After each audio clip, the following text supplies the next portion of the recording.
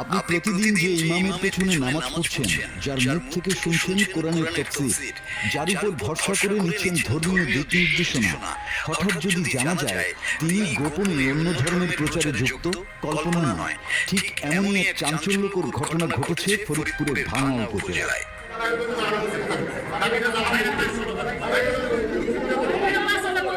উপজেলার কাউলিবেড়া ইউনিয়নের পশ্চিম মাইঝাইল ও বাগপুরা গ্রাম শান্ত ধর্মপ্রাণ এলাকা হিসেবে পরিচিত, কিন্তু বুধবার দুপুরে হঠাৎ করেই এই এলাকায় ছড়িয়ে পড়ে তীব্র উত্তেজনা ও আলোড়ন।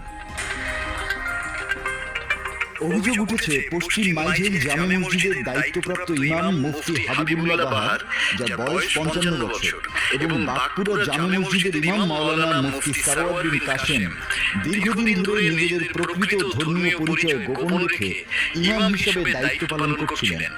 স্থানীয় সূত্রে জানা যায় তারা গোপনে খ্রিস্টান ধর্মের দাওয়াতি কার্যক্রম পরিচালনা করছিলেন এবং মুসলিমদের ধর্মান্তর করার চেষ্টা করছিলেন।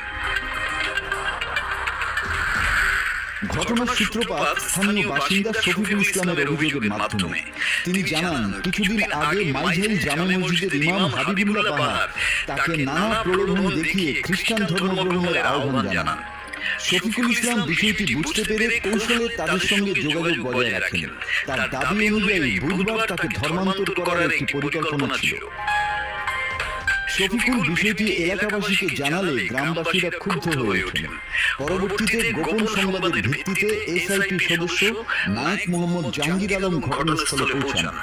গ্রামবাসীর সহায়তায় অভিযুক্ত দুই ইমামকে আটক করা হয়।